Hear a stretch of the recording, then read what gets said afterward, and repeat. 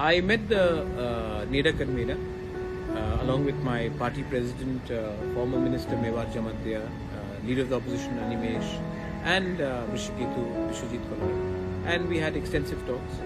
And the Home Minister had spoken to the NEDA convener. He also called me up, and they have assured that there are certain technical processes which have to be put in process, and they have assured us that the process of appointing an interpolator will be done very soon.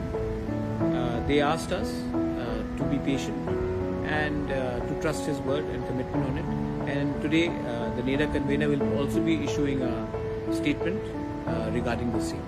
So therefore we will wait and see what the statement is, and then we will obviously wait for the appointment of the interpolator. Having said that, many questions have come up also whether we will be in the government along with them or we will be in the opposition.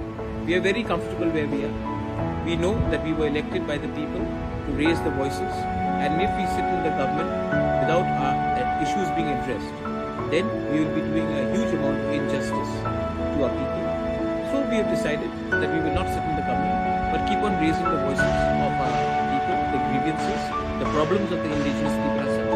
And till the time there is no complete solution to our demand, we would rather sit in the opposition than sit in the government and become silent. So that's our stance.